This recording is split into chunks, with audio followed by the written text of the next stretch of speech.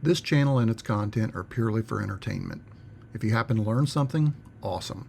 I'm not a professional mechanic, fabricator, HVAC tech, contractor, chef, etc. Take my advice loosely and use it if you like and agree. Otherwise, do it your way. Enjoy the video.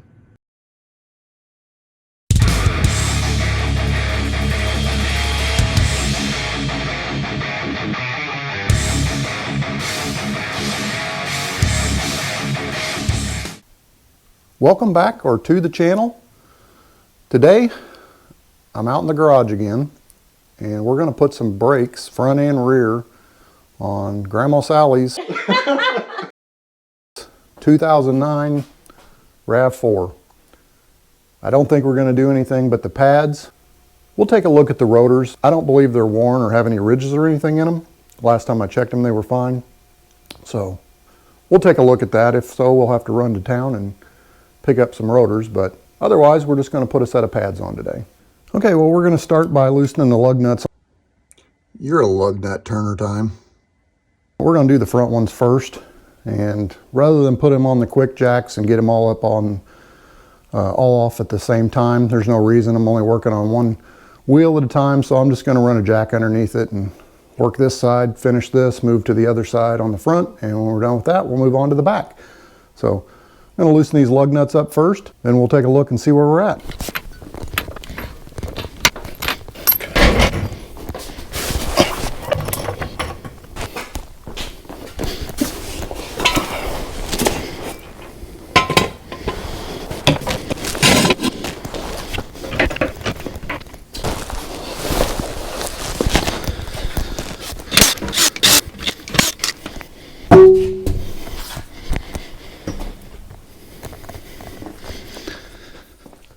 First thing we're going to do is take off these two caliper bolts, 14 millimeter socket and ratchet. We've also got a little hanger so we can hang our caliper up. So because you don't ever want to let your caliper hang by the rubber hose. Once again, that sounds like a personal problem, Turner. That'll put too much stress on that and it could cause it to leak or to fail. So typically you want something, it doesn't have to be one of these special hooks, but something, wire, anything just to get it up out of the way.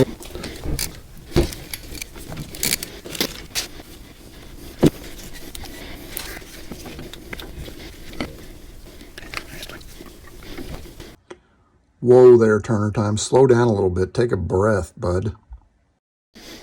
There you go. Got the caliper off. That gives us access to the brakes. These really don't look that bad. They've still got quite a bit on them, but these brakes, they're brand new, will probably last her forever. So we're going to go ahead and do it because she's worried about it. And our calipers are smooth. That would be the rotor, moron. There's no ridges or anything in them. Maybe at the very edge, but not by much. So we're not going to worry about changing those out today. We're using a PXD 1210H from Advance Auto, their CarQuest ceramic pads. This is the set for the front.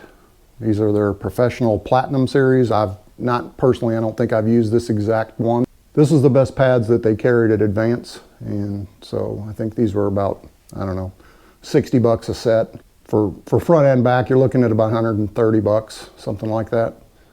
The new brake pads come with new clips. And so we're going to need to put the new clips on the new pads, and then also the clips that are actually on the caliper here. You don't have to change them if they are fine, but usually you might as well. You're getting new clips with it, and I would say typically you should take them off and clean underneath them and just spray some brake clean on there and make sure that there's no gunk that's trying to push those clips up that would cause them to not fit in there correctly. So I'm going to pull these clips off. We're going to clean these off with some brake cleaner and then put them back on with the new clips. And these actually look really good in there, so they're probably not even necessary to change them because there's barely any residue or brake dust or anything on this.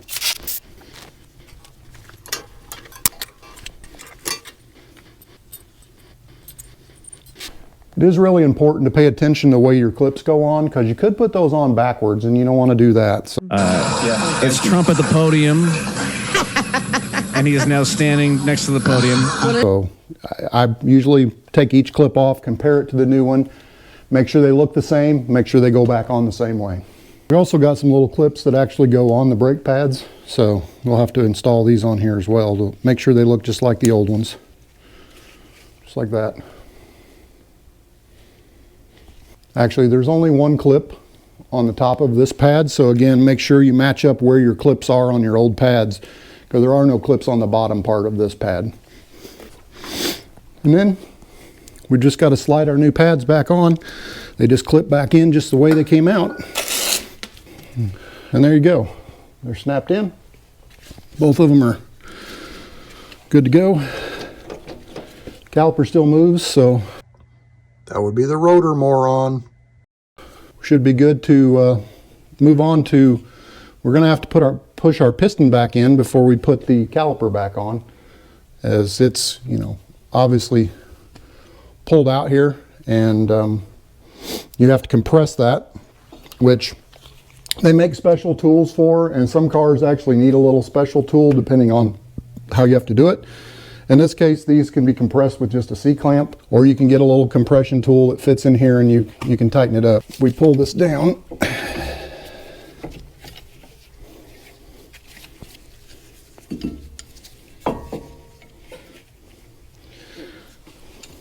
Should be able to get on here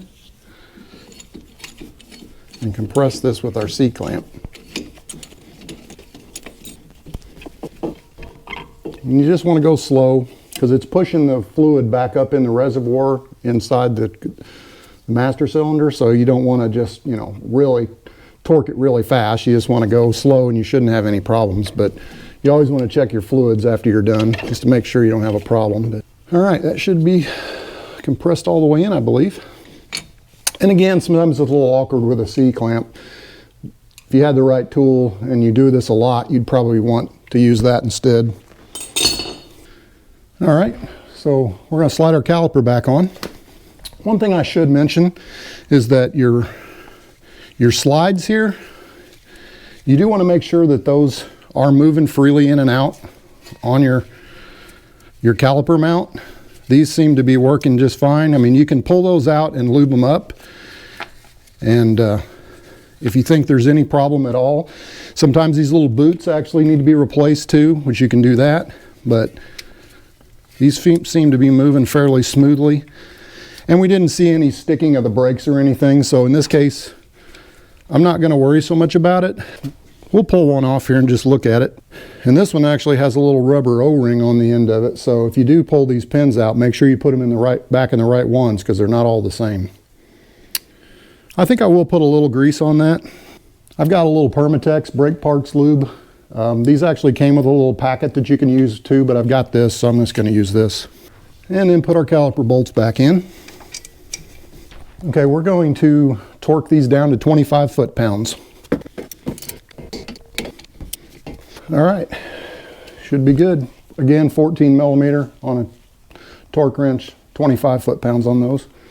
Caliper still moves free, so that's good. We want that. All right, so we're done with this side. We're going to move on to the other side and do it exactly the same way, and then we'll go to the back.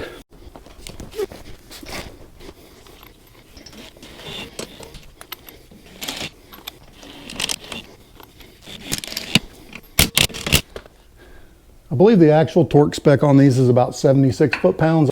Just get them snugged up, and then we'll put the wheel down just enough to keep it from rolling around.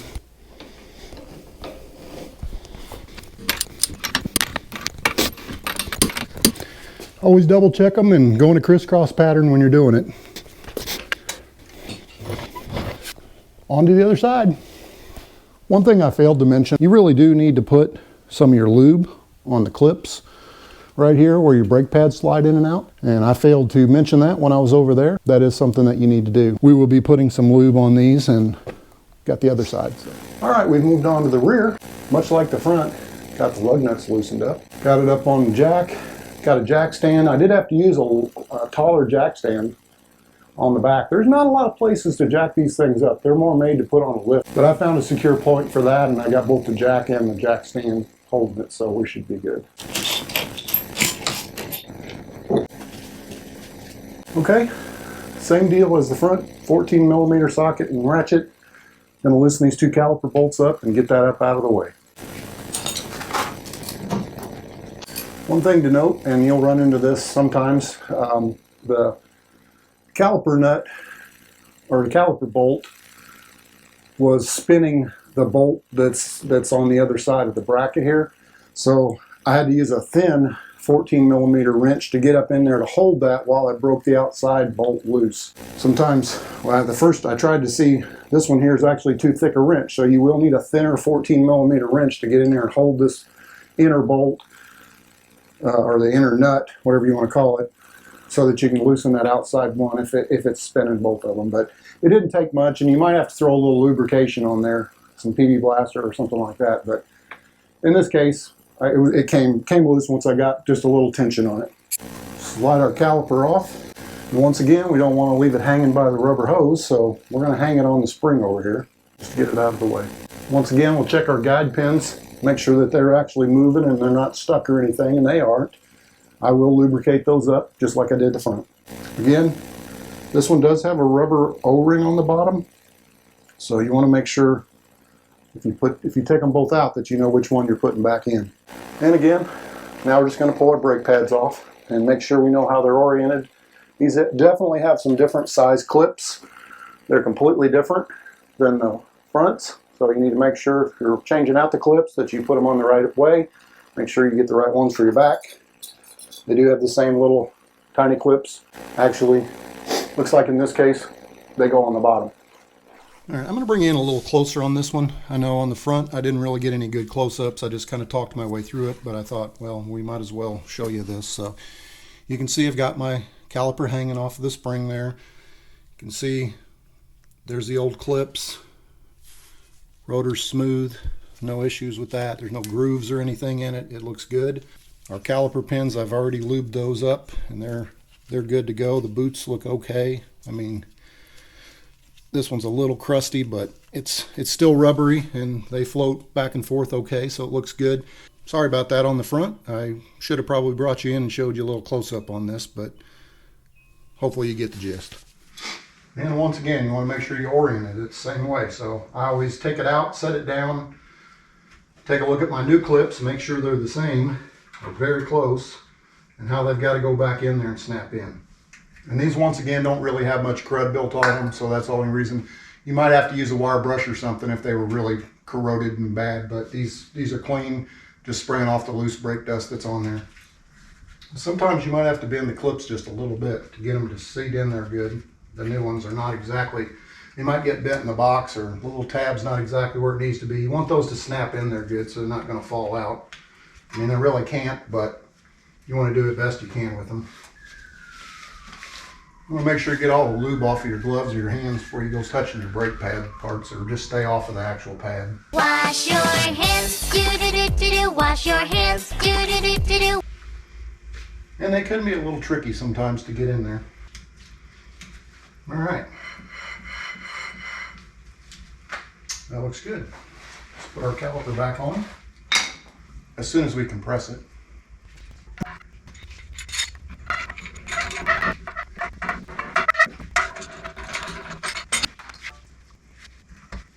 Put our caliper bolts back in. Once again, we're going to have to hold this inner nut because it's going to move on us.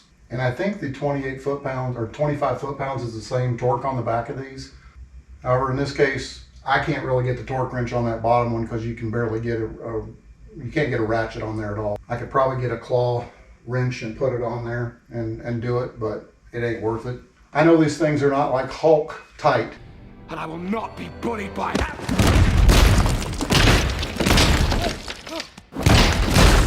You know, they just need to be pretty snug. So that's where we're going to leave them at. And our caliper still moves back and forth. The rotor still moves around. So that's a good sign. That's pretty much it. So we're going to move to putting this wheel back on and repeat on the other side. Hopefully we don't have any problems over there. And then we're going to take it out for a test drive and make sure she's good to go.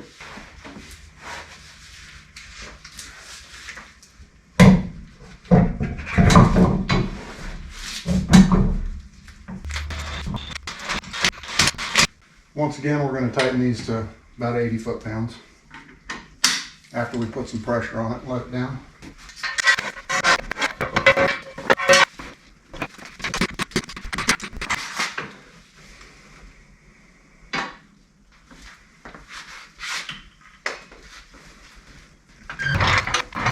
On to the other side. Okay, well, we got her done. We're going to start her up for the first time and take a test drive and make sure she's good to go. But we're just going to start it up, bump up our brakes a few times, make sure we get pressure and don't have anything weird before we take off. I'm just going to take it out and do some regular braking, make sure everything works good, and go from there.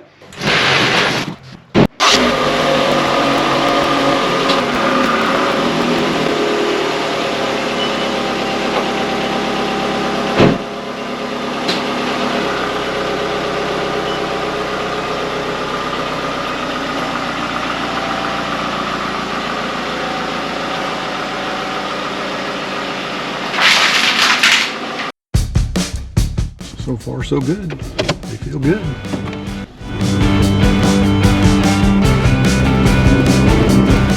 Feels solid. She's a race car. That floor banger just sets you back in your seat.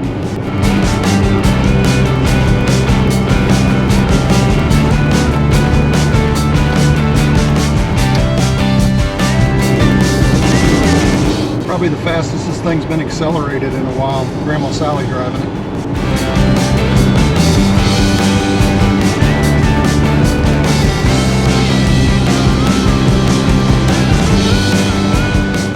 Still feels good and smooth. I think we're good to go. Thank you for watching. Please like, subscribe, and comment. See you another day.